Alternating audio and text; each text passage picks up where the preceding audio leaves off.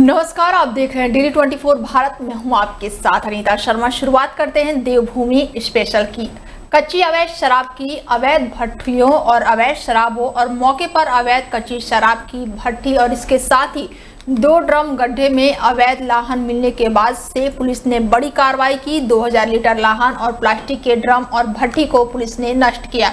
और इस दौरान पुलिस क्षेत्राधिकारी दौलत राम वर्मा ने कहा कि वरिष्ठ पुलिस अधीक्षक के आदेश अनुसार अवैध कच्ची शराब के खिलाफ लगातार अभियान चलाया जा रहा है। और आज दिनेशपुर पुलिस के द्वारा तिलपुर जंगल में अवैध कच्ची शराब बनाने वाले फैक्ट्री को नष्ट किया गया। हालांकि मौके से शराब माफिया फरार हो गए और चिन्हित कर लिए गए हैं। जल्द ही उन्हें गिरफ्तार कर लिया जाएगा। ये एसएसपी महोदय के द्वारा एक अभियान चलाया जा रहा है।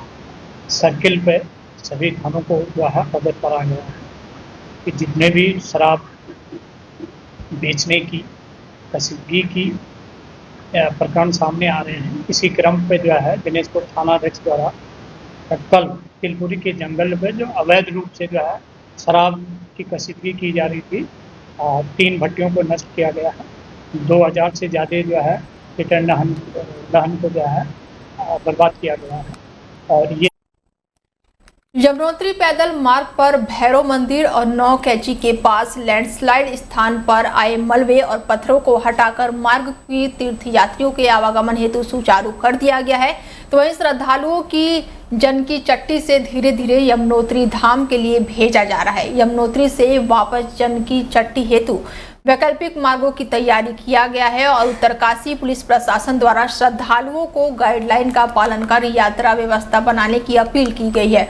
इसके साथ ही यात्रियों में उत्साह का माहौल भी देखा जा रहा है। यमुनोत्री पैदल मार्ग पर भैरव मंदिर नौकैची के पास लैंडस्लाइड स्थल पर आए मलबे और पत्थरों को फिलहाल हटाकर मार्ग को तीर्थ यात्रियों के आवागमन के लिए सुचारू कर दिया गया है। श्रद्धालुओं को धीरे धीरे यमुनोत्री धाम के लिए भेजा जा रहा है। यमुनोत्री से वापस वैकल्पिक मार्ग के लिए पूरी तरह से तैयार कर दिया गया है।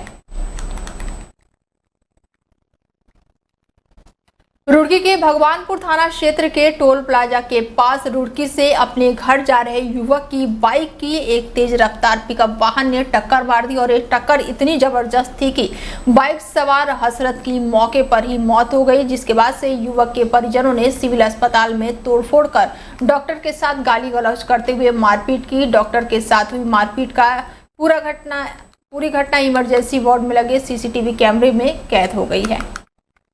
देखिए, इंस्पेक्टर गंगनाथ ने ये बात बताई है मुझे कि वहाँ अनावश्यक रूप से डॉक्टरों पे थोड़ा हार्ड से ट्रीटमेंट किया उन लोगों ने, तो एक तहरीर प्राप्त हुई है। जो उसमें फैक्ट होंगे उसके हिसाब से आगे लीगल कार्रवाई करेंगे। सर, अस्पताल के अंदर ही आके खुलेआम गुंडागर्दी है? नहीं, अब ना वही मैं बता रहा हूँ। अब आप क्या कह रहे हैं और वहाँ क्या तथ्य थे, उसके हिसाब से एक बार जो कंप्लेन आई है, कंप्लेन के तथ्य और जो घटनाक्रम था उसकी पूरी पड़ताल करने के बाद जो लीगल कार्रवाई आगे होगी वो करेंगे।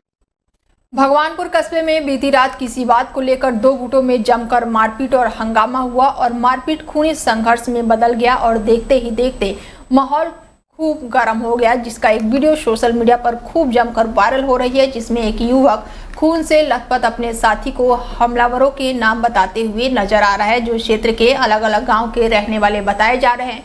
मिली जानकारी के मुताबिक बाइक टक्कर के बाद से दोनों युवकों में झगड़ा हुआ और उसके बाद से दोनों युवकों के साथ मौके पर आए और खूनी संघर्ष हुआ, जिसमें 3 लोग गंभीर रूप से घायल हो गए। और इस प्रकरण के बारे में भगवानपुर कोतवाली को फोन करके इसके बारे में जानकारी दी गई और इस संघर्ष में दोनों तरफ से 3 लोग घायल हुए हैं, जिनका जिला अस्पताल में इलाज चल रहा है। बाकी मामले की जांच गंभीरता के साथ की जा रही है। तहरीर मिलने पर मुकदमा कायम किया गया है।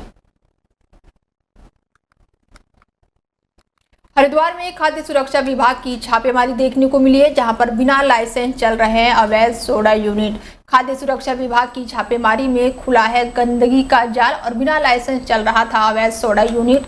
जिलाधिकारी मयूर दीक्षित के निर्देश के बाद से कांवड़ मेले से पहले खाद्य सुरक्षा विभाग की ये बड़ी कार्रवाई देखने को मिली है।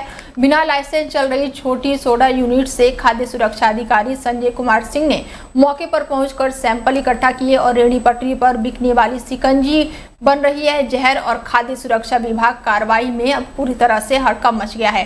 प्लास्टिक डिब्बों से निकालते केमिकल से बनाते हुए देखा जा रहा है शिकंजी सोडा और कोई भी इसमें लेबल नहीं है और ना ही कोई पहचान है, जिसके बाद से जांच में विभागीय टीम जुट गई है और कार्रवाई की जा रही है। गर्मी में राहत देने के नाम पर लोगों को परोसा जा रहा है और सेहत बिगाड़ने वाला खतरनाक है ये लिक्विड सोडियम के नामक केमिकल मिलाकर इसको तैयार किया जा रहा है। शिकंजी या फिर सोडा है ये, और सोडियम के सफेद रंग का गंधहीन पाउडर होता है जिसका सेवन करने से उल्टी, पेट दर्द जैसी समस्याएं हो जाती हैं। आज जिलाधिकारी महोदय के निर्देशों के क्रम में हाथोजा का निरीक्षण किया इंडस्ट्रियल एरिया निर्मला चावल। तो ये जो सोडा बनाने वाले, लेमन सोडा बनाने वाली जो यूनिट है, ये मैं इंस्पेक्शन किया था कि इंडस्ट्रियल एरिया में यूनिट में गंदगी पाई गई और उसमें और भी काफी कमियां पाई गई। उसको देखते हुए उसका लाइसेंस निरस्त किया है और उसको यूनिट बंद करने के लिए निर्देश किया है और उसका एक सैंपल लेकर लैब में भेजा है। तो जैसे भी उसकी रिपोर्ट हुई उस हिसाब से काम किया जाएगा। और निर्मल जो छावनी है, यहाँ भी हमने इंस्पेक्शन किया। हरिद्वार के नजीबाबाद हाईवे पर देर रात दो ट्रकों की आमने सामने जोरदार भिड़ंत हो गई और टक्कर इतनी जबरदस्त थी कि एक ट्रक के कैबिन के पूरी तरह से परखच्चे उड़ गए और ड्राइवर की मौके पर ही मौत हो गई। हादसे के बाद से हाईवे पर दोनों तरफ लंबा जाम लग गया। रात भर वाहन फंसे रहे और लोगों को भारी दिक्कतों का सामना करना पड़ा। पुलिस के मुताबिक हादसे की वजह ड्राइवर को झपकी आना बताया जा रहा है। सुबह पुलिस और प्रशासन की टीम मौके पर पहुंची और क्रेन की मदद से क्षतिग्रस्त ट्रकों को हटाने का काम शुरू हुआ और ट्रैफिक को धीरे धीरे सुचारू किया जा रहा है। मृतक ड्राइवर के शव को पोस्टमार्टम के लिए भेज दिया गया है। पुलिस मामले की जांच पड़ताल में जुटी हुई है और ट्रकों के मालिकों को संपर्क किया जा रहा है। उत्तराखंड की सियासत में चर्चा का केंद्र बन चुके पूर्व विधायक सुरेंद्र राठौर आज बीजेपी प्रदेश कार्यालय पहुंचे, जहां उन्होंने पार्टी नेतृत्व को अपना पक्ष सौंपा और मीडिया के सामने साफ शब्दों में कहा, ना कोई शादी की ना आपत्तिजनक बयान दिया, अगर वीडियो है तो दिखाओ। राठौर ने कांग्रेस पर हमला करते हुए कहा कि कांग्रेस पहले अपने नेताओं का वीडियो सामने लाए फिर सवाल उठाए। वहीं यूसीसी पर उन्होंने दावा किया है कि उन्होंने किसी भी तरह की पार्टी की नीति का उल्लंघन नहीं किया है और अब निगाहें पार्टी हाईकमान पर है कि राठौर की सफाई के बाद से अगला फैसला हाईकमान का क्या होता है। कोई अमर्यादित भाषा का प्रयोग कभी नहीं किया और ना कर सकता हूँ। भारतीय जनता पार्टी मेरी माँ है और माँ को कभी कोई अमर्यादित भाषा का प्रयोग नहीं किया जा सकता। तो नोटिस क्यों दिया था फिर आपको पार्टी? देखो, अब किसी ने क्या संज्ञान लिया, मैंने उसका जवाब लिखित में दे दिया। पार्टी प्लेटफार्म पर अपनी बात को रख दी। वर्ष 1980 से भारतीय जनता पार्टी का कार्यकर्ता हूँ। 45 साल पार्टी में काम करते हुए मंडल अध्यक्ष से लेकर जिलाध्यक्ष, भारतीय जनता पार्टी का 2 बार 3 बार मोर्चे का अध्यक्ष रहा हूँ, राष्ट्रीय महामंत्री रहा हूँ, 2 बार आयोग का उपाध्यक्ष रहा हूँ। कभी भी मेरे द्वारा भारतीय जनता पार्टी के विरुद्ध कभी कोई बयानबाजी किसी नेता के विरुद्ध। पूर्व कैबिनेट मंत्री दिनेश अग्रवाल ने आज मसूरी में एक प्रेस कॉन्फ्रेंस के दौरान नगर की बढ़ती ट्रैफिक समस्या और क्षेत्रीय विकास को लेकर अहम सुझाव दिए।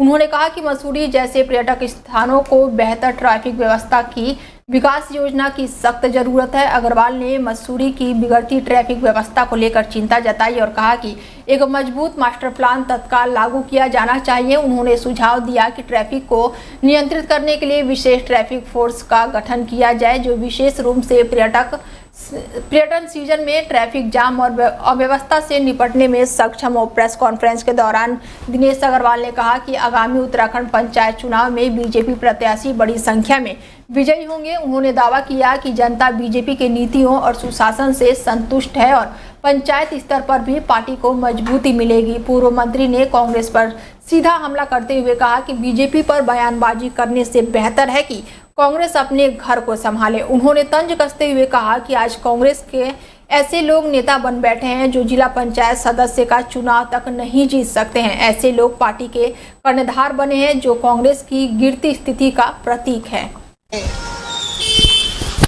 यहाँ का और देहरादून का एक जिम्मेदार नागरिक होने के नाते और राजनेता होने के नाते भी मैंने जो व्यवस्थाएं मैं यहाँ देख रहा हूँ या देहरादून की ट्रैफिक व्यवस्था देख रहा हूँ, उससे मेरे मन में चिंता जागृत हुई और इसीलिए मैंने अपना विचार व्यक्त करते हुए कहा कि मसूरी के लिए एक स्पेशल प्लान बनना चाहिए। उसमें सब विभागों को इंक्लूड करना चाहिए, नगर पालिका को भी, एमडीडीए को भी, सब विभागों को, और इंक्लूड करते हुए एक विस्तृत प्लान होना चाहिए जो मुख्य सचिव की गाइडेंस में